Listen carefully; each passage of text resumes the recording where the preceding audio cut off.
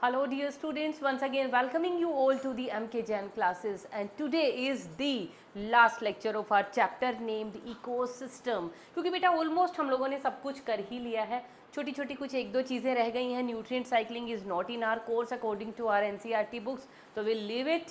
तो आज जो हमारा रहता है बेटा, उसमें सबसे पहले will talk about the ecological pyramids and there types. तो क्या होते हैं इकोलॉजिकल पिरामिड्स? पता तो है ना. थ्योरेटिकली उसको हम कैसे एक्सप्रेस करेंगे? इकोलॉजिकल पिरामिड्स क्या होते हैं बेटा?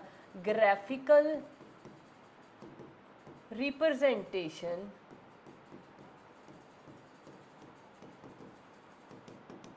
Of the ecological parameters at each trophic level. ठीक है, हर एक ट्रॉफिक लेवल पे जो इकोलॉजिकल पिरामिड है, इकोलॉजिकल जो पैरामीटर हैं किस तरह से चेंज हो रहे हैं, उसके ग्राफिकल रिप्रेजेंटेशन को हम बोलते हैं बेटा इकोलॉजिकल पिरामिड्स. ठीक है, और इकोलॉजिकल पिरामिड्स में इकोलॉजिकल पैरामीटर क्या क्या होते हैं बेटा? या तो हम लोग बात करेंगे number of organism at each trophic level, कि प्रोड्यूसर कितने थे, या हम बात करेंगे उन्होंने कितना बायोमास जनरेट किया, या हम बात करेंगे रिगार्डिंग कि कितनी एनर्जी उन्होंने फिक्स की. तो ये तीन हम मेजर इकोलॉजिकल पैरामीटर्स लेके चलते हैं. और बेटा इन इकोलॉजिकल पैरामीटर्स के बेस पे ही हम क्या बोलते हैं? Ecological pyramids are of 3 types. और वो 3 टाइप क्या है इकोलॉजिकल पिरामिड्स की? Number 1 is the pyramid of number. तो पहले टाइप का जो पिरामिड है उसको हम बोलेंगे पिरामिड ऑफ नंबर, कि ईच ट्रॉफिक लेवल पे कितने नंबर ऑफ ऑर्गेनिजम्स इन्वॉल्व थे. जैसे पहला लेवल ऑलवेज क्या होगा हमारे पास? प्रोड्यूसर्स. अगर हम ग्रेजिंग फूड चेन की बात कर रहे हैं तो प्रोड्यूसर्स आ गए हमारे पास, है ना. ग्रेजिंग एक कौन सी थी? डेट्रीटस. डेट्रीटस में सबसे पहला बिगनर कौन होगा? डेट्रीटस से स्टार्ट करेंगे हम लोग, वहाँ प्रोड्यूसर्स नहीं होंगे पहले. तो ग्रेजिंग फूड चेन में पहला प्रोड्यूसर है, तो कितने प्रोड्यूसर्स हैं? If we are dealing with their numbers then we are talking about the pyramid of number, कि पहला जो ट्रॉफिक लेवल था प्रोड्यूसर कितने थे, फिर उन प्रोड्यूसर को कंज्यूम किया. सेकेंड ट्रॉफिक लेवल आया हर्बीवोर, उनके नंबर की अगर हम बात करें कि इतने प्रोड्यूसर्स को के ऊपर कितने नंबर ऑफ हर्बीवोर फीड कर पाते हैं, फिर इतने हर्बीवोर के ऊपर कितने कार्निवोर फीड कर पाते हैं. तो if we are dealing with the number of organism at each trophic level means we are talking about the pyramid of number. ऐसे ही बेटा हम लोग बना लेंगे कि ईच ट्रॉफिक लेवल पे कितना बायोमास जनरेट हो रहा है, तो उसको हम क्या बोलेंगे? Pyramid of biomass. और थर्ड हो जाता है बेटा हमारे पास कि हर एक ट्रॉफिक लेवल पे कितनी एनर्जी फिक्स होती है हर ट्रॉफिक लेवल पे, तो उसका जब हम ग्राफिकल रिप्रेजेंटेशन शो करेंगे तो उसे हम बोलेंगे बेटा पिरामिड ऑफ एनर्जी. तो 3 टाइप के हमारे पास पिरामिड आ गए, इनकी हम डिटेल में 1 बाय 1 बात कर लेते हैं. अब this is the pyramid of number. मैंने क्या कहा था, यहाँ पे हम किसके साथ डील करेंगे? Will deal with the number. If I am talking about a grazing food chain, वैसे भी आपको पता चल रहा होगा किसका एग्जाम्पल लिया हुआ बेटा? ग्रेजिंग फूड चेन का. तो सबसे पहला लेवल क्या आ गया हमारे पास? ग्रेजिंग फूड चेन में हमेशा सबसे पहले आते हैं प्रोड्यूसर्स. कितने हैं प्रोड्यूसर्स? देखो कितने सारे हैं, है ना. ये आ गया हमारे पास प्रोड्यूसर्स का नंबर. चलो आप नंबर से छोड़ो, आपको इसके साइज से पता चल रहा होगा ग्राफ के कि इतना ज़्यादा सबसे लंबा और चौड़ा है.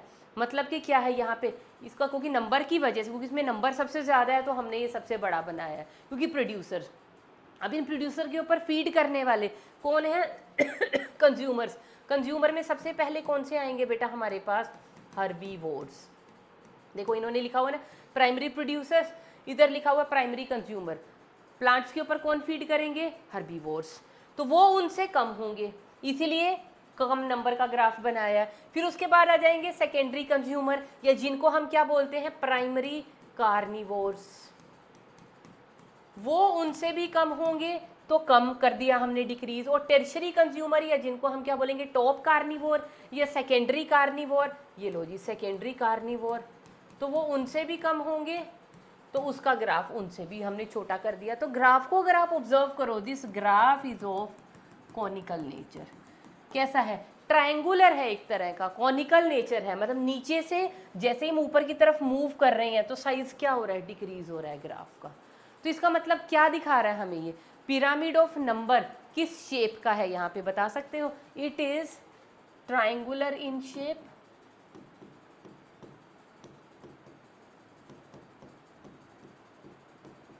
और नंबर क्या हो रहा है? Number is keep on declining. Number of organism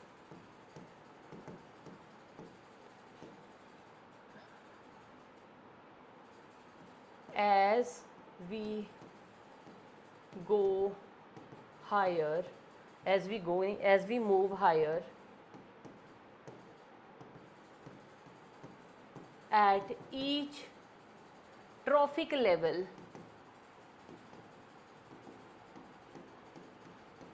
है ना? तो क्या हो रहा है नंबर ऑफ ऑर्गेनिजम्स के साथ? इट इज डिक्रीजिंग, डिक्लाइन कर रहा है नंबर ऑफ ऑर्गेनिज्म। तभी तो ये ग्राफ कैसा हो रहा है? कोनिकल हो रहा है। ठीक है। अच्छा, अगर अब ऐसा ही अगर आपको एक, ये तो हो गया हमारे पास किसका हो गया? टेरेस्ट्रियल या ग्रेजिंग फूड चेन या टेरेस्ट्रियल इकोसिस्टम। तो किसका ग्राफ है बेटा ये? टेरेस्ट्रियल, कहाँ पे लिखे? यहाँ लिख दें, टेरेस्ट्रियल इकोसिस्टम। लेकिन अगर मैं बात करूं बेटा, if I talk about only a tree, अगर ट्री की बात करें तो क्या होगा? ट्री के ऊपर क्वेश्चन आया हुआ है कि ट्री के लिए, ट्री खुद में एक बड़ा सा फॉरेस्ट में बेनियन का ट्री खड़ा है, this tree in itself is an ecosystem. एक पेड़ को भी तो हम एक इकोसिस्टम बोलते हैं। मैंने सबसे पहला जब इकोसिस्टम को इंट्रोड्यूस करवाया था टर्म को, तो वहाँ पे भी बताया था एक छोटा सा पॉन्ड, एक एक्वेरियम, एक खाली सिंगल ट्री, वो भी एक इकोसिस्टम हो सकता है। तो अगर हमें एक ट्री का बनाना हो ग्राफ तो कैसा होगा? नंबर ऑफ पिरामिड कैसा बनेगा उनका? ट्री, ऐसे लिख लो, pyramid of tree, number pyramid of tree. अब ट्री में क्या होता है? एक ट्री है, उस ट्री के ऊपर बहुत सारे बर्ड्स रहते होंगे, आपको पता है, उस पर फीड करने के लिए। और भी ऑर्गेनिज्म होंगी, स्क्वेरल्स होंगे, ये होंगे, वो होंगे, मंकी वंकी, बहुत कुछ ले सकते हो, स्नेक्स। फिर उनकी बॉडी के ऊपर और कौन फीड कर सकता है? उनकी बॉडी के अंदर रह सकते हैं बहुत सारे पैरासाइट्स, टीक्स हो गए, माइट्स हो गए, मस्कीटोज हो गए, ये सब क्या हो गए? पैरासाइट। तो क्या कैसा बनेगा ट्री का? सबसे पहले तो हमारे पास आ गया ट्री, ट्री के ऊपर रह रहे हैं बेटा बहुत सारे बर्ड, ट्री हो गया प्रोड्यूसर लेवल, इस पे रहने वाले बर्ड क्या हो गए? कंज्यूमर्स। कौन से? हर्बीवोर्स। अब इनकी बॉडी के अंदर रह रहे हैं बहुत सारे पैरासाइट्स, टीक्स, माइट्स हो गए, है ना, मस्कीटोज, कितना एग्जाम्पल दिया मैंने आपको, तो ये हो गए। अब यहाँ पे अगर आप नंबर ऑफ पिरामिड का ग्राफ बनाओगे तो कैसा बनेगा? देखो बेटा, सबसे नीचे वाला लेवल, सबसे छोटा अकेला ट्री है, पर उस पर ट्री पर रहने वाले एनिमल्स तो बहुत ज़्यादा है ना। अगर आप बर्ड्स की ही बात करो तो बहुत सारे बर्ड्स होंगे। ऐसे ही उन बर्ड्स की बॉडी में अब कितने सारे पैरासाइट्स रह सकते हैं? वो तो उन बर्ड से भी बहुत ज़्यादा होंगे। तो हमारे पास पिरामिड ऑफ नंबर कैसा होगा in case of a tree? It will be an inverted pyramid. कैसा पिरामिड होगा? Inverted pyramid. ठीक है। लेकिन अगर एक पैरासिटिक फूड चेन बनानी हो तब कैसा होगा number of pyramid? Parasitic food chain के लिए, पैरासिटिक फूड चेन क्या होगी बेटा? ट्री है, ट्री के ऊपर रह रहे हैं बहुत सारे बर्ड्स, और उन बर्ड्स को खा रहे हैं फिर कौन? फॉक्स। एक दो ही बहुत है चील कौवे, पता है ना। तो सबसे नीचे है एक ट्री, अकेला है, तो सबसे लोअर लेवल, सबसे कम एक सिंगल बर्ड, उसके ऊपर रह पा रहे हैं बेटा बहुत सारे, है ना। ठीक है। और उन बर्ड्स को खाने वाले, उन बर्ड्स के ऊपर पैरासाइट भी रख लो आप, कोई बात नहीं, उन पैरासाइट्स के ऊपर फीड कर रहे हैं फिर हॉक्स, ऐसे भी लिख सकते हो। ये कितने हैं? अगेन लेस इन नंबर, ये फिर कम है। तो ये किस तरह का शेप आ गया? अगर पैरासिटिक फूड चेन की बात करें तो बेटा ये शेप ऑलमोस्ट कैसी आ गई? It looks like a bell. तो ये आ गया एक बेल शेप्ड पिरामिड। कैसी शेप लग रही है हमें? ये बेल के टाइप की, नीचे से भीड़ा, ऊपर से भीड़ा, बीच में से ब्रॉड, तो इसको हम क्या बोलते हैं? Bell shaped pyramid. तो नंबर ऑफ पिरामिड की बात हो गई, है ना। आपके पास डाटा होना चाहिए, उस डाटा को जब हम ग्राफिकली प्लॉट करेंगे तो जो ग्राफ हमारे पास आएगा दैट इज द पिरामिड, और क्या है। और वो पिरामिड किसका? हम कौन से नंबर्स ले रहे थे? If we are dealing with the number of organism, तो वो पिरामिड ऑफ नंबर हो जाएगा। Now in at this time we are dealing with the amount of biomass fixed each trophic level पे। प्रोड्यूसर्स ने क्या किया? सन एनर्जी को लिया और क्या किया? फूड में कन्वर्ट कर लिया और अपना बायोमास बढ़ाया, तो प्रोड्यूसर लेवल का बायोमास आ गया। उन प्रोड्यूसर के ऊपर जब हर्बीवोर ने फीड किया तो नेक्स्ट जो ट्रॉफिक लेवल आ गया, वो उनका बायोमास उन्होंने खाया, उनके अंदर बायोमास फिक्स हो गया। फिर नेक्स्ट में, फिर नेक्स्ट में, फिर नेक्स्ट में। तो ईच ट्रॉफिक लेवल पे कितना बायोमास जनरेट हो रहा है, अगर उसको हम ग्राफिकली प्लॉट करें फॉर ईच ट्रॉफिक लेवल, उसको हम बोलते हैं पिरामिड ऑफ बायोमास। देखो बेटा, यहाँ पे बना रखा है पिरामिड ऑफ बायोमास। ये किसके लिए बना रखा है? ये बना रखा है टेरेस्ट्रियल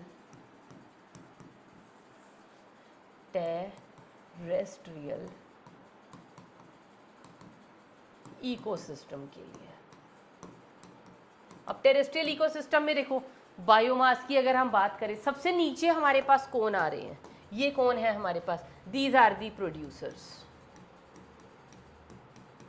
फिर प्रोड्यूसर्स को किसने खाया? कंज्यूमर्स ने। कंज्यूमर में प्रोड्यूसर्स को कौन खाता है? पहले हर्बीवोर्स। फिर यहाँ पे कौन आ गए? कार्निवोर्स। फिर यहाँ पे कौन आ गए हमारे पास? टॉप कार्निवोर्स, है ना। प्राइमरी, सेकेंडरी, टर्शरी, वो सब कुछ आपको लिखना आता है, या कंज्यूमर्स की टर्म में भी लिख सकते हो। तो ये हो गए producer, primary consumer, secondary consumer, tertiary consumer. या हम इन्हें क्या कह सकते हैं? Primary consumer herbivore, secondary consumer is primary carnivore, और जो टर्शरी कंज्यूमर है वो क्या हो जाएगा? Secondary carnivore. ऐसे ही लिखते हैं ना इसको। तो यहाँ पे बायोमास किस में होगा? अब जब सनलाइट पड़ी, उस सनलाइट को यूटिलाइज करके बहुत बड़ी एक फसल, एक पूरा का पूरा खेत में बायोमास जनरेट हो गया। इतनी सारी गेहूँ लग गई, उगा दी। अब जितने गेहूं के पौधे, क्या उतने ही लोगों को बस वो फीड कर रही है? अभी इतनी सारी फसल से उससे कम लोगों का फूड बनता है, पता है ना। एक पूरे के पूरे खेत में अगर हमने पैडी उगाई है या वीट उगाया है, तो वो कितने लोगों को फीड करवा सकती है? उससे कम ना। मतलब जितना बायोमास यहाँ पे जनरेट हो रहा है, नेक्स्ट लेवल पे वो बायोमास हर्बीवोर्स उनको खाने के लिए क्या होंगे? कम होंगे, क्योंकि इतने प्लांट पे इतने लोग फीड कर रहे हैं। फिर इतनों के ऊपर उससे कम फीड करेंगे कार्निवोर्स, तो उनके अंदर क्या होगा? बायोमास और कम जनरेट होगा, क्योंकि बायोमास क्या हो रहा है? डिक्रीज हो रहा है एट ईच ट्रॉफिक लेवल। हम पहले ये सब चीज़ें पढ़ चुके हैं। बायोमास डिक्रीज हो रहा है तो क्या करना पड़ेगा? इनको ये ज़्यादा खाने पड़ेंगे। तो जितने ये थे उससे कम बायोमास इनके अंदर आया है। अब इनमें कम है, जब ये नेक्स्ट लेवल पे जाएगा तो और डिक्रीज हो जाएगा। तो कम कार्निवोर ज़्यादा हर्बीवोर्स को खाते हैं, क्योंकि इनके पास बायोमास कम है, कम जनरेट होगा। अब जितना इनके पास है, जब इनको ये खाएंगे तो इनके पास और कम जनरेट होगा, तो इनको अपने से ज़्यादा खाएंगे ये इसको। समझ रहे हो? तो इस सीरीज़ को हम क्या बोलेंगे? This is the pyramid of biomass. कैसे पता चला मुझे पिरामिड ऑफ बायोमास है? देखो बेटा, आप चेक कर सकते हो यूनिट, किलोग्राम पर मीटर स्क्वायर। ये किसके थे? किलोग्राम का मतलब क्या है? किसकी वेट कर रहे हैं? किसकी बात कर रहे हैं हम? Dry matter. ड्राई वेट जब हम निकालते हैं बायोमास को, हम कैसे कैलकुलेट करते हैं? By means of measuring the dry weight. Weight weight हम क्यों नहीं लेते या फ्रेश वेट? क्योंकि उसके अंदर पानी भी होता है। तो पानी होता है, हमें कोई दिक्कत नहीं है, लेकिन पानी सीजनल वेरिएशन दिखा रहा है। कभी उसी चीज़ का वेट ज़्यादा आ जाएगा एक सीज़न में, दूसरे सीज़न में उसका वेट कम आ जाएगा। लाइक समर्स में है, मैक्सिमम पानी ट्रांसपिरेशन से इवेपोरेट हो जाता है, तो पानी निकल गया, वेट कम हो गया। रेनी सीज़न आया, कुछ और सीज़न आया, पानी का अमाउंट अंदर बढ़ जाएगा, अंदर बढ़ गया तो तब वेट ज़्यादा आ जाएगा। तो इसलिए पानी को एक्सक्लूड कर देते, भैया तुम एक वेरिएबल चीज़ हो, तुम तो वेट को घटा दोगे बढ़ा दोगे, तो पहले तुम्हें निकालें। तो डिहाइड्रेट कर दिया जाता है, उसके अलावा भी उसको जला दिया जाता है सुखा के, फिर उसकी ऐश बनती है। उस ऐश का जो हम वेट लेते हैं that is known as the dry weight. अब ये किसका एग्जाम्पल है बेटा? This is the pyramid of biomass for aquatic ecosystem. किसका है ये? Aquatic ecosystem. कैसा दिखाई दे रहा है? ये कैसा दिखाई दे रहा है आपको? ट्रायंगुलर है। ट्रायंगुलर को हम और क्या बोलते हैं? अपराइट। ऊपर की तरफ सीधा।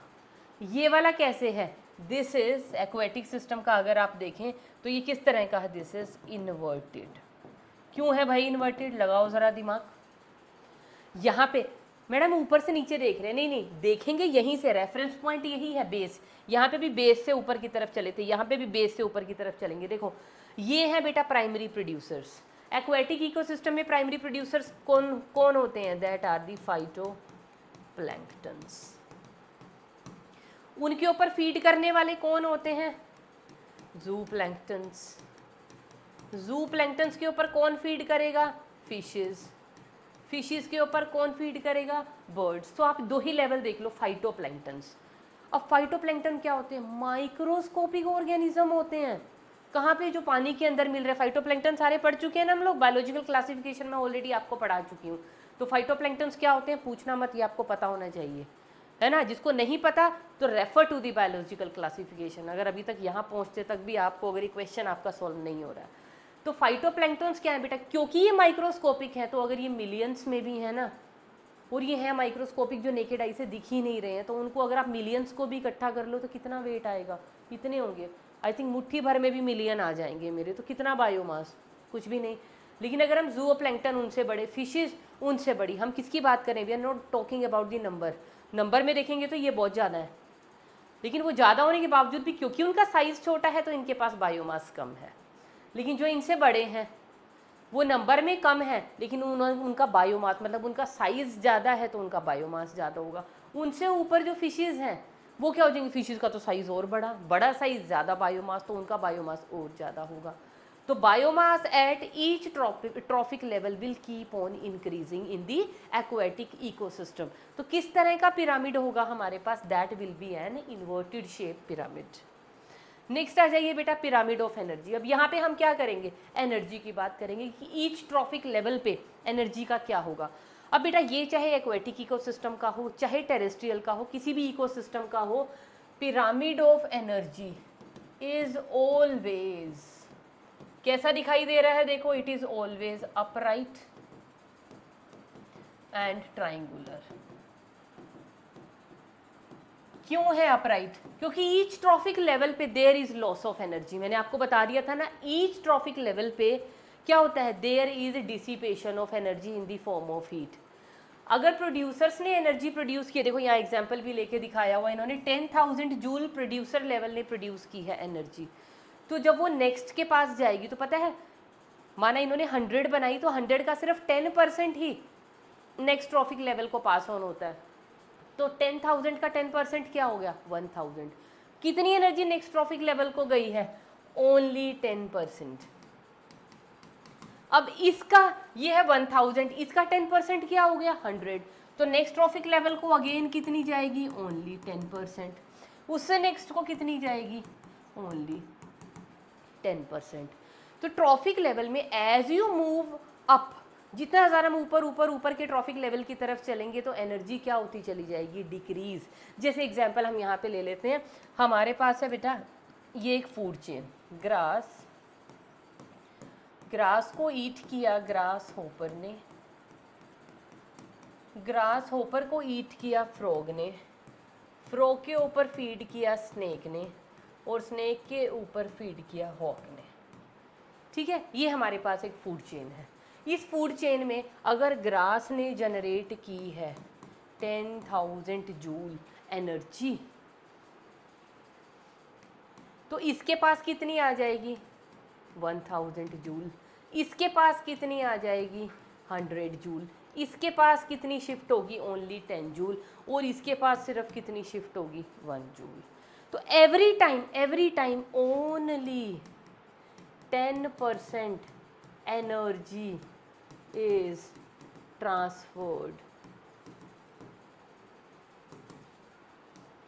तो हर ट्रॉफिक लेवल पे एनर्जी क्या हो रही है, डिक्लाइन होती चली जा रही, कम कम कम कम। क्यों हो रहा है ऐसा, क्यों हो रहा है, क्योंकि eight each trophic level energy in the form of heat की फॉर्म में, या अदर जो लॉसेस हैं, इंजेशन है बेटा, होमियोस्टेसिस है, रेस्पिरेशन है, फीकल मैटर है, इन सभी की सभी चीज़ों में भी तो क्या हो रही है, वो सब एनर्जी से ही तो थे, तो एनर्जी इन फॉर्म में भी तो वेस्ट हो रही है। तो 90% एनर्जी वेस्ट हो जाती है ना। हम वेस्ट मतलब हीट की फॉर्म में भी जा रही है। और हम क्या कहेंगे, जो रेस्पिरेशनल लॉसेस लिखे थे, इंजेशन हो गया, maintenance of the body temperature हो गया, रिप्रोडक्शन हो गया, फीकल मैटर हो गया, और सब बहुत सारी मेटाबॉलिक एक्टिविटीज़ हो गई, तो उनमें भी तो एनर्जी खर्च हो रही है। तो वो एनर्जी कहाँ जा रही है, energy can neither be created nor be destroyed. तो डिस्ट्रॉय नहीं कर पा रही हो, वो जाके कहाँ जा रही है, it is going to the surroundings. तो हर ट्रॉफिक लेवल पे ओनली 10% इज मूविंग अहेड। तो इसीलिए बेटा pyramid of energy is always in all the ecosystem universal है। ये कैसा होगा, ट्राइंगुलर होगा और अपराइट होगा। अब इसी से मैं आपको अब इसको डिटेल में पढ़ा देती हूँ। 10% लॉ ऑफ एनर्जी वैसे तो हमारा पीछे हो ही गया है complete, but this law was proposed by, किसने प्रपोज किया था 10% लॉ को, लिंडेमैन इन द ईयर 1942। तो इन्होंने इस लॉ को प्रपोज किया। तो क्या लॉ था पता है, only 10% of the total energy is transferred to the, या ट्रांसफर्ड की बजाय आप लिखिए is available to the next trophic level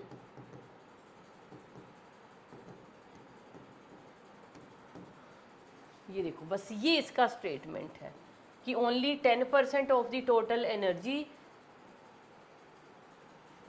है ना, only 10% of the total energy is available to the next trophic level.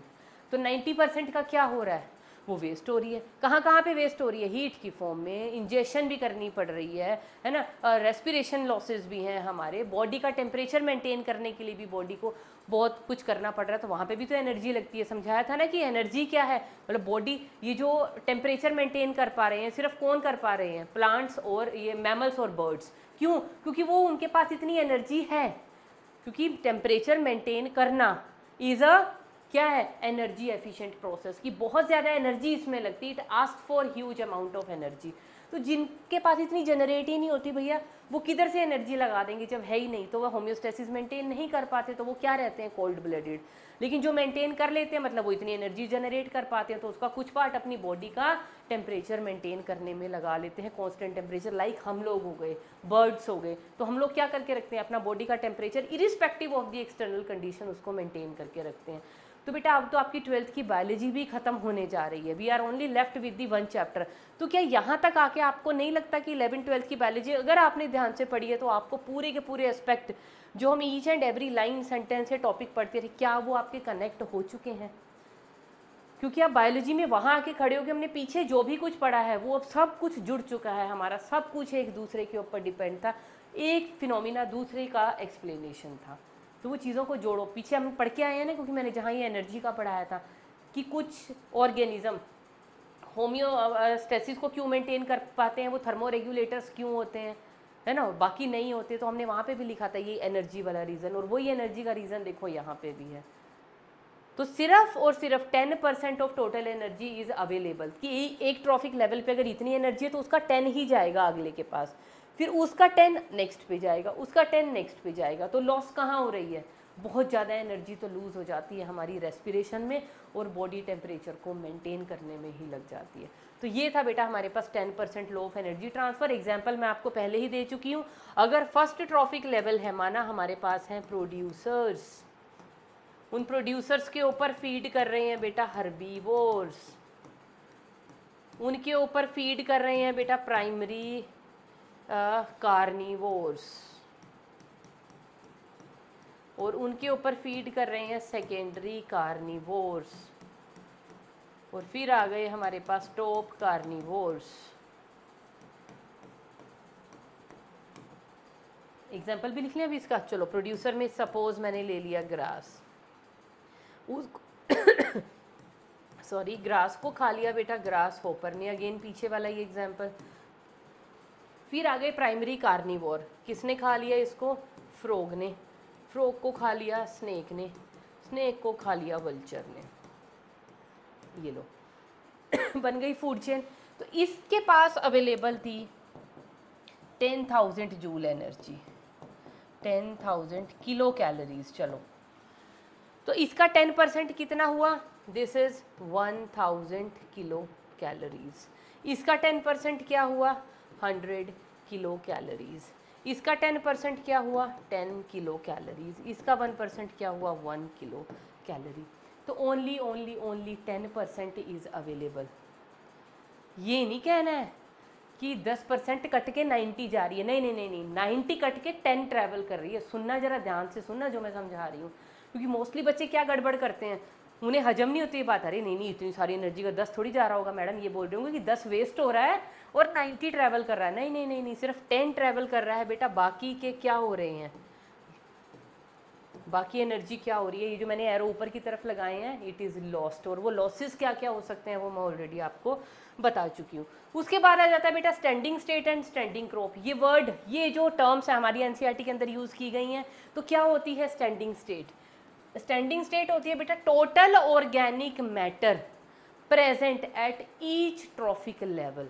लिखिए टोटल,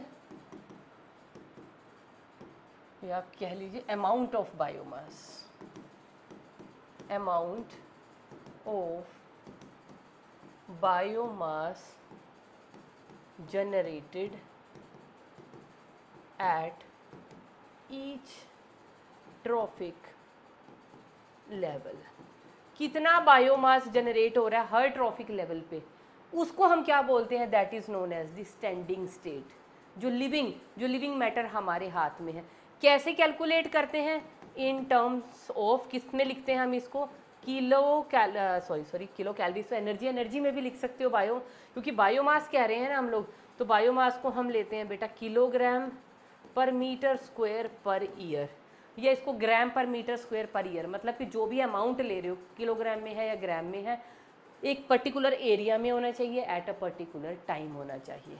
ठीक है, eight each trophic level at a time, at a particular time लिख लेना। And what is standing crop, standing crop क्या है, कितना inorganic substance present है ना, the amount of inorganic substance present in an ecosystem at a particular time।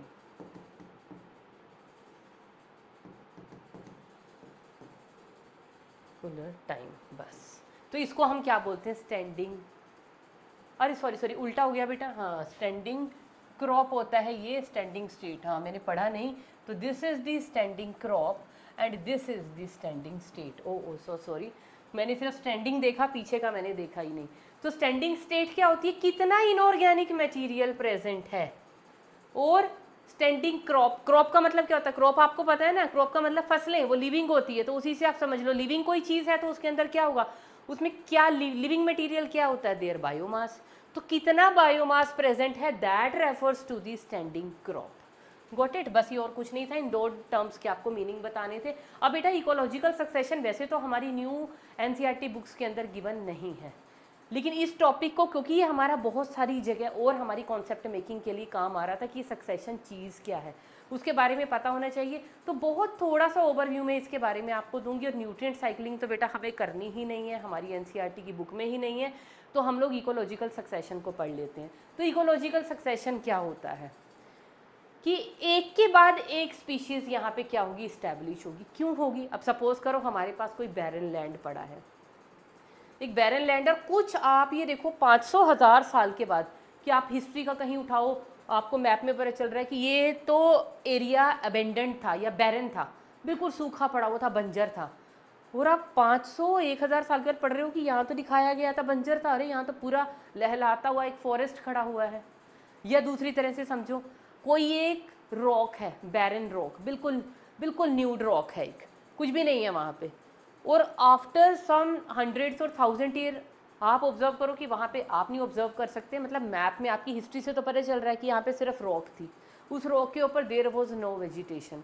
और अब आप 500-700 साल के बाद अब आप देख रहे हो, अच्छा पुराने मैप उठाऊँ तो भैया वहाँ तो एक रॉक थी खाली, है ना, बैरन रॉक थी, और अब यहाँ पे क्या प्रेजेंट है, पूरा का पूरा एक फॉरेस्ट प्रेजेंट है। तो ये क्या हुआ, कैसे हुआ, वो एक जो रॉक थी वो कैसे एक पूरे फॉरेस्ट में ट्रांसफॉर्म हो गई। या आप कह सकते हो एक एक तालाब था, एक पोंड था, पहले कुछ सालों पहले यहाँ एक तालाब हुआ करता था, ठीक है, अगर आपके घर में या कोई आप पुरानी हिस्ट्री से देखें कि यहाँ तो तालाब था, लेकिन आप आज के टाइम में देख रहे हो अरे नहीं तालाब का, यहाँ तो पूरा फॉरेस्ट खड़ा हुआ है। मतलब धीरे धीरे टाइम के साथ साथ वहाँ की वेजिटेशन में कुछ चेंजेस आए, और वो धीरे धीरे किस में चेंज हो गया, इनटू अ फॉरेस्ट। ये जो सीक्वेंशियल एंड प्रिडिक्टेबल चेंजेस होते हैं in the species composition of an area over the period of time is known as ecological succession। चलो लिखते हैं फिर बात करते हैं। The sequential and predictable changes in the species composition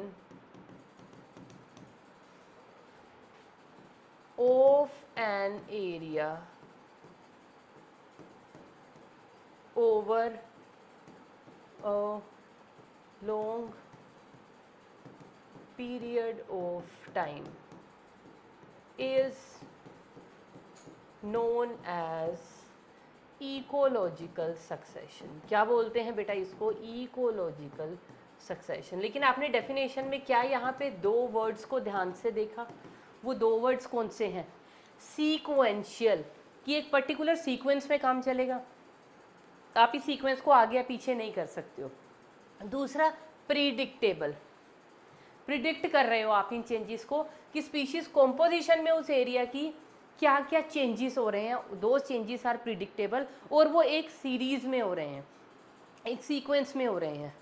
और वो सीक्वेंस क्या होता है, चलो इसके बारे में आगे बात करते हैं। तो बेटा ये जो कम्युनिटीज़ हैं पहले हम इनके बारे में लिख लेते हैं। तो सक्सेशन में सबसे पहले जो कम्युनिटी आएगी, मीन्स जो मैंने कहा ना सीक्वेंशियल चेंजेस होंगे, तो क्या क्या सीक्वेंस होना चाहिए, सबसे पहले आती है बेटा हमारे पास पायोनियर कम्युनिटीज़। कौन सी,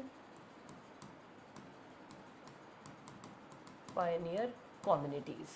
और पायनियर कम्युनिटी हमारे पास क्या होती हैं, या तो होंगे लाइकन्स या हमारे पास होंगे फाइटोप्लैंक्टन्स। ठीक है, अभी मैं बताऊंगी क्या लिख रही हूँ, अगर ये नहीं समझ में आ रहा तो अभी घबराना नहीं है। मतलब कहीं किसी भी जगह पे अगर सक्सेशन स्टार्ट हो रहा है, सक्सेशन का मतलब समझ रहे हो, वहाँ की स्पीशीज डाइवर्सिटी चेंज होने वाली है, स्पीशीज का कॉम्पोजिशन चेंज होने जा रहा है। अगर वो कोई बैरन लैंड था तो वो एक क्लाइमेक्स फॉरेस्ट में बदलने जा रहा है, या कोई पोंड था उसको हम किस में चेंज कर रहे हैं, इनटू अ फॉरेस्ट। हम नहीं कर रहे, नेचर ने कर दिया इसको over a long period of time, की टाइम लिया कुछ सालों में। पहले वो एक पोंड था, पोंड में ये चीज़ें उग गई, फिर ये आ गया, फिर उससे नेक्स्ट स्टेज ये करते करते करते और आज वो एक पर्टिकुलर फॉरेस्ट बन गया। ऐसे ही रॉक पे एक नॉर्मल न्यूड रॉक थी, रॉक के ऊपर धीरे धीरे एक वेजिटेशन कॉलोनाइज हुई, उसकी वजह से कंडीशंस थोड़ी सी अप्रोप्रिएट हुई तो एक दूसरी कम्युनिटी इस्टेब्लिश हो गई, उसकी वजह से थर्ड फोर्थ फिफ्थ तक करते करते आज वो एक कंप्लीट एक क्लाइमेक्स फॉरेस्ट, एक फुल डेवलप्ड फॉरेस्ट में ट्रांसफॉर्म हो चुका है, दैट रॉक। तो इस सीक्वेंस ऑफ सक्सेशन को हम क्या बोलते हैं, इस sequence of series of events को हम क्या बोलते हैं, सक्सेशन। तो सबसे पहले जो कम्युनिटी किसी भी जगह पे आएगी उसको हम बोलते हैं पायोनियर कम्युनिटी। वो क्या हो सकते हैं, या लाइकन होंगे या फाइटोप्लैंक्टन्स होंगे। अगर एक्वेटिक सिस्टम है तो फाइटोप्लैंक्टन, अगर हम किसी टेरेस्ट्रियल सिस्टम की बात कर रहे हैं तो वो होंगे लाइकन्स। ठीक है, दूसरा हम ले लेते हैं बेटा transitional communities. Transitional communities, transitional के नेम से ही पता चल रहा है आपको कि वो चेंज होती रहेंगी, keep on changing with respect to time. अब क्या क्या होंगी बेटा, इसमें कैटेगरीज बहुत सारी है तो उनको एक टेबल में लिख पाना मुश्किल है। जो हम एग्जाम्पल लेंगे वहाँ की ट्रांजिशनल कम्युनिटीज़ मैं आपको लिख के दिखा दूंगी। नेक्स्ट आता है बेटा क्लाइमैक्स कम्युनिटीज़। क्लाइमैक्स क्या होती हैं? फाइनल, स्टेबल, जो अब चेंज नहीं होंगी, ठीक है। तो जो फाइनल कम्युनिटी आती है, लाइक हमारे पास क्या आ गया, क्लाइमैक्स फॉरेस्ट, है ना। हाँ, क्लाइमैक्स तो मैंने लिख दिया ना, इसको आप लिख लीजिए। क्या कम्युनिटी आ जाएंगी लास्ट में? फॉरेस्ट्स। और वो फॉरेस्ट कैसी कम्युनिटी होगी? स्टेबल। बस इसमें अब और फर्दर चेंजेस नहीं आएंगे। अब ये स्टेबल जो बनना था लास्ट में, हाँ वो अब बन चुका है, इससे फर्दर चेंजेस की हमें ज़रूरत नहीं है। और ये जो सारी की सारी स्टेजेस होती हैं, ये क्या आएंगी? इनको हम क्या बोलते हैं? दीज आर पायनियर कम्युनिटी वाली स्टेज, ट्रांजिशनल और क्लाइमेक्स। ये क्या है? Stages. All the stages in the ecological succession are known as seres. क्या बोलते हैं स्टेजेस को? तो एक stage is sere, many stages seres. तो इन सारी स्टेजेस को हम क्या बोलेंगे? सीयर्स, ठीक है। चलो अब हमारे पास आ गया बेटा टाइप ऑफ सक्सेशन। अब सक्सेशन होता है बेटा हमारे पास दो टाइप का। एक होता है प्राइमरी सक्सेशन, प्राइमरी सक्सेशन, और एक होता है हमारे पास सेकेंडरी सक्सेशन।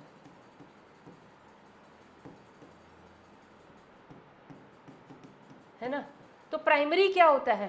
पहली बार वहां किसी भी एरिया पे अगर कोई वेजिटेशन उगने जा रही है ना, वेजिटेशन इज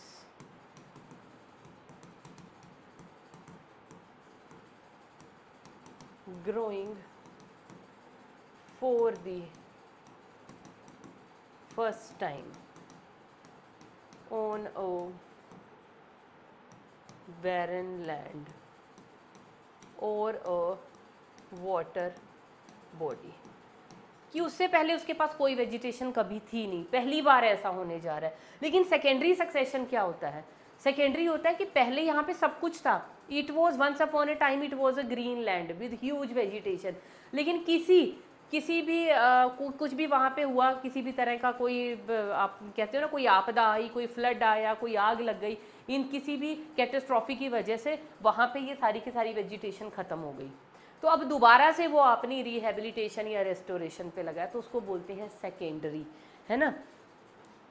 तो vegetation is growing on a land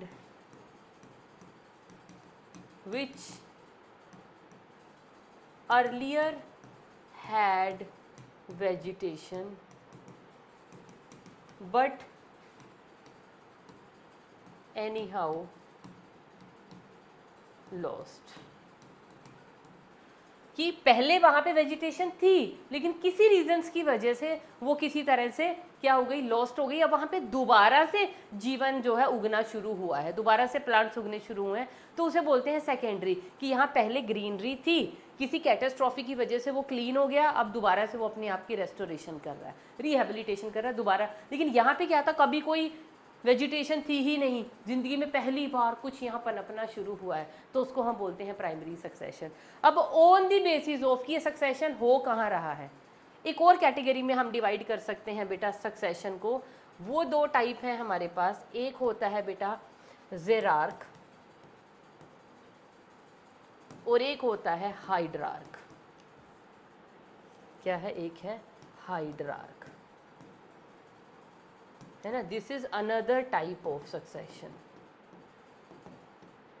depending upon the site. किस पे डिपेंड कर रहा है ये? Depending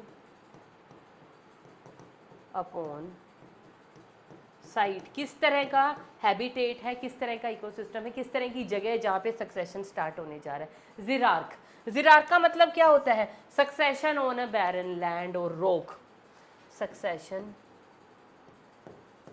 taking place on a barren land या rock, ठीक है। तो उसको हम क्या बोलेंगे? वहाँ पे जीरोफिटिक कंडीशन थी और वहाँ पे क्या हो जाएगा? वेजिटेशन आ जाएगी, आते आते आते धीरे धीरे फुल फ्लेजिक फॉरेस्ट डेवलप हो जाएगा। और फॉरेस्ट क्या होता है? वहाँ पे क्या मिलते हैं? मीजोफाइट्स। मिजिक कंडीशन बोलते हैं ना, मिजिक का मतलब समझते हो ना, तो ज़्यादा ड्राई ना ज़्यादा वेट, तो फॉरेस्ट सूखे तो नहीं होते, नहीं नहीं, बहुत ग्रीनरी है वहाँ पे, काफ़ी सारा मॉइस्चर जो है पेड़ों की जो जड़ें हैं वो पकड़ के रखती हैं। तो क्या मतलब उसको हम वेट एरिया बोलते, नहीं नहीं, वेट भी नहीं है, तो वहाँ पे मॉइस्चर उतना ही है जितना पेड़ों को चाहिए होता है। तो ऐसी इन बिटवीन जो वाटर कंडीशंस होती हैं उनको हम बोलते हैं मीजिक कंडीशन।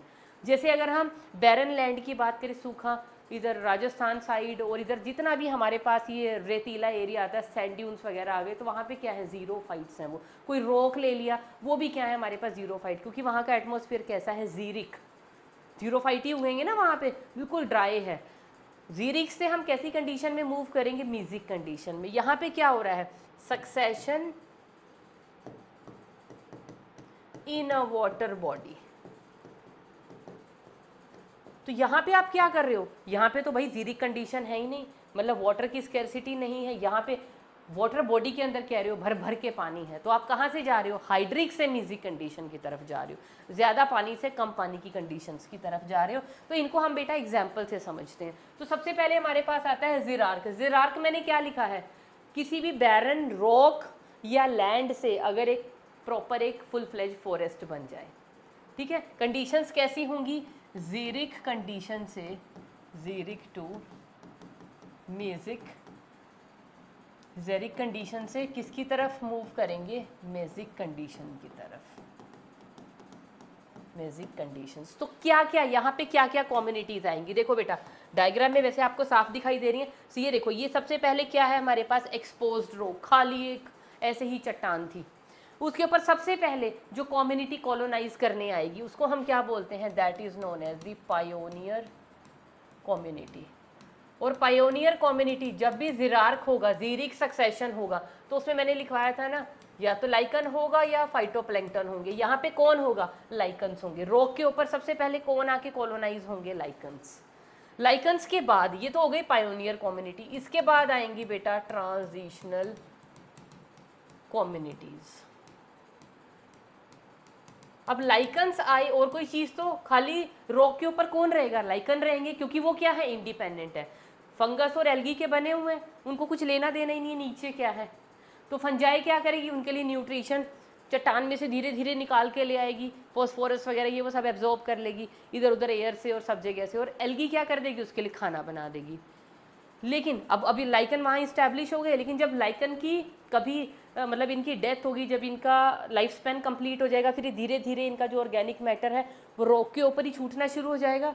उस ऑर्गेनिक मैटर से क्या हो जाएगा, मिनरल्स तो रॉक के पास हैं, साथ में ऐड हो गया लाइकन की बॉडी, फंजाई और जो एल्गी हैं उनका ऑर्गेनिक मैटर उनकी डेथ के बाद, उनकी डिकम्पोजिशन के बाद उन न्यूट्रिएंट्स में मिक्स हो जाएगा, तो एक थोड़ी सी हल्की सी इनिशियल सॉइल बन जाएगी। और वो सॉइल वो किसके लिए ज़रूरी होगी, उतने में कुछ नहीं उग सकता, पेड़ पौधे कुछ नहीं उगेंगे, उतने में सिर्फ क्या हो सकते हैं, उतनी सॉइल में मॉसिस अपने आप को ग्रो कर सकते हैं। तो नेक्स्ट कौन सी स्टेज आ जाएगी बेटा, मॉस स्टेज। अच्छा, मॉसिस ने भी क्या किया, अब धीरे धीरे वो जो ऑर्गेनिक मैटर न्यूट्रिएंट है उसको हल्का हल्का, मॉसिस के पास क्या होते हैं, राइजोइड्स, तो उन राइजोइड्स से हल्का हल्का उनको अंदर पायर्स किया, यूनिसेलुलर राइजोइड्स होते हैं ना मॉसिस के पास, तो उनसे क्या किया उन्होंने, धीरे धीरे अपनी रूट्स को अंदर पेनिट्रेट किया, और उनका साइज लाइकन से थोड़ा बड़ा था, तो ज़्यादा ऑर्गेनिक मैटर उनकी डेथ और डिके के बाद वहाँ पे ऐड होने लग गया। ठीक है, तो कंडीशंस थोड़ी और ज़्यादा फेवरेबल हो गई। तो अब वहाँ मॉसिस के बाद कौन उग सकते थे, ग्रासेस एंड वीड्स। तो नेक्स्ट स्टेज हमारे पास क्या आ गई, ग्रास स्टेज। और ग्रास स्टेज में भी पता कौन सी आई, पहले आती हैं एनुअल ग्रासेस, फिर आती हैं बेटा पेरिनियल ग्रासेस। ठीक है, अब ये ग्रासेस जब उगने लग गई, उनसे और ज़्यादा ऑर्गेनिक मैटर और बायोमास वहाँ पे जनरेट हुआ, उनकी बॉडीज जब डिकम्पोज हुई, डेथ हुई, तो मिनरल्स तो रॉक के पास, और दूसरा इनकी रूट्स है, रूट्स ने क्या किया, रॉक के अंदर जब वो पेनिट्रेट करेंगी तो वहाँ के मिनरल्स को क्या कर देंगी, निकाल देंगी ना। उन मिनरल्स में जब डेड डिकेइंग ग्रास की बॉडी का ऑर्गेनिक मैटर मिक्स हो जाएगा, तो बढ़िया और सॉइल की और मोटी और फेवरेबल परत बनती जाएगी। उसके अंदर अब कौन अपने आप को ग्रो करवा सकते हैं, नेक्स्ट कम्युनिटी यहाँ पे आके अब कॉलोनाइज हो सकती हैं, वो कौन है, मिक्स्ड हर्बेशियस प्लांट्स। मतलब कौन सी स्टेज आ जाएगी यहाँ पे, हर्ब स्टेज। हर्ब स्टेज से कंडीशंस और फेवरेबल होती चली जाएंगी, रॉक पे जो सॉइल का जो मैट है वो और थिक होता चला जाएगा, कि सॉइल कहाँ से बन रही है, मिनरल्स आ रहे हैं रॉक से, और जितना भी ऑर्गेनिक मैटर है, जितना बॉडी और बड़ी बड़ी बड़ी कम्युनिटी आ रही है उनसे ऑर्गेनिक मैटर और ऐड होता चला जा रहा है। मतलब पिछले वाले से अगले वाली कम्युनिटी क्यों कॉलोनाइज हो पा रही है, क्योंकि कंडीशंस मच बेटर होती जा रही हैं ईच ईयर में, हर स्टेज पे। तो हर्ब स्टेज के बाद बेटा यहाँ पे अल्टीमेटली कौन आ जाएगी, shrub stage, SHRUB, shrub stage. Shrubs आपको पता है। और श्रब्स के बाद फिर क्या आ जाएगी बेटा हमारे पास, पहली थी पायोनियर कम्युनिटी, ट्रांजिशनल कम्युनिटी, अब क्या आ जाएगी, क्लाइमैक्स कम्युनिटी। श्रब्स के बाद कंडीशंस जब और फेवरेबल हो जाएंगी तो क्या आ जाएगी, क्लाइमैक्स कम्युनिटी। मतलब कि यहाँ पे क्या बनने शुरू हो जाएंगे, ट्रीज़। और ट्रीज़ जब बहुत सारे अलग अलग तरह के वहाँ पे उगेंगे तो वो क्या बन जाएगा, एक फॉरेस्ट। उसको हम क्या बोलते हैं, फॉरेस्ट। तो इस तरह से स्टेजेस आएगी। तो स्टेज में याद कौन सी रखनी है, सबसे पहली कम्युनिटी की स्टार्टिंग कहाँ से हुई, और फिर बीच में ट्रांजिशनल, उसके बाद कौन से आई, उसके बाद फेवरेबल कौन सी थी, फिर कौन सी थी, फिर कौन सी थी, और लास्ट में क्या आ जाएगी ये। तो ये पूरा पिक्चर में यही दिखाया हुआ है। देखो बाद में ये यंग फॉरेस्ट बन गया, इस फॉरेस्ट में फर्दर और डेवलपमेंट होती रही, और बड़े ट्री, फिर उनसे अगले और बड़े आए, और बड़े आए, और बड़े आए, फिर ये सभी हर्ब श्रब छोटे बड़े मोटे सब ट्री इकट्ठे होकर रहने लगे, तो उसको हमने क्या बोला, फॉरेस्ट। ओके, चलिए उसके बाद है बेटा हमारे पास हाइड्रार्क। हाइड्रार्क क्या होता है, succession in the water body. Like किसी पॉन्ड में अगर हो रहा है तो वहाँ पे हम किसकी तरफ जा रहे हैं बेटा, हाइड्रिक से। ऑलरेडी पानी पॉन्ड के अंदर बहुत है, तो हाइड्रिक टू मेजिक कंडीशंस, ये सक्सेशन होगा। तो पॉन्ड के अंदर क्या है, क्या यहाँ पे कोई वेजिटेशन अभी है, कुछ भी नहीं है। पॉन्ड के अंदर पानी अभी न्यूली फ्रेशली फॉर्म्ड एक पॉन्ड है। ये रहा हमारे पास फ्रेशली फॉर्म्ड पॉन्ड, और उसके अंदर हमारे पास क्या है, पहली पायोनियर स्टेज आ गई। और वो कौन है, मैंने कहा था ना एक्वेटिक इकोसिस्टम में होगा तो पायोनियर कम्युनिटी होगी फाइटोप्लैंक्टन। फिर फाइटोप्लैंक्टन्स के बाद बेटा नेक्स्ट स्टेज क्या आ जाएगी यहाँ पे, that will be the submerged plant stage. इसको यहाँ पे लिख देती हूँ मैं। तो सबसे पहली स्टेज क्या आई बेटा, फाइटोप्लैंक्टन। इसको क्या बोलते हैं, क्लाइमैक्स कम्युनिटी। उसके बाद हमारे पास आई submerged plant stage. Submerged plant के बाद हमारे पास क्या है, सबमर्ज्ड फ्री फ्लोटिंग प्लांट्स हैं। अभी सबमर्ज्ड ही, पानी के नीचे ही हैं, बट फ्री फ्लोटिंग, अब वो ऊपर सरफेस पे तैर पा रहे हैं। फिर उसके बाद नेक्स्ट स्टेज हो जाएगी read swamp stage. Read swamp, हल्का हल्का वहाँ पे कीचड़ बनना शुरू हो जाएगा ना, वो कीचड़ के अंदर जो छोटे छोटे पौधे उगेंगे, अब उनके वजह से और ऑर्गेनिक मैटर ऐड होगा, सब कुछ होगा, और वहाँ पे और वो कंडीशंस जो है, पानी कम होता रहेगा, मड ज़्यादा बनती रहेगी, कीचड़, सॉइल का प्रोडक्शन ज़्यादा होता रहेगा। तो नेक्स्ट वाली कंडीशन क्या हो जाएगी, मार्श मीडो स्टेज। यहाँ पे बुशेस बनने स्टार्ट हो जाएंगे। और मार्श मीडो स्टेज के बाद क्या आ जाती है बेटा, स्क्रब स्टेज।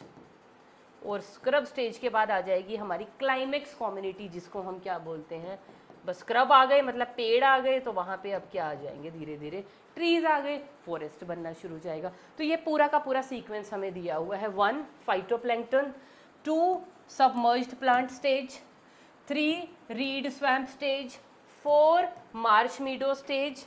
अच्छा सॉरी 2 के बाद ये तो रह गया ना हमारा फ्री फ्लोटिंग। हाँ, सबमर्ज्ड प्लांट स्टेज के बाद क्या आ जाएगा, फ्री फ्लोटिंग।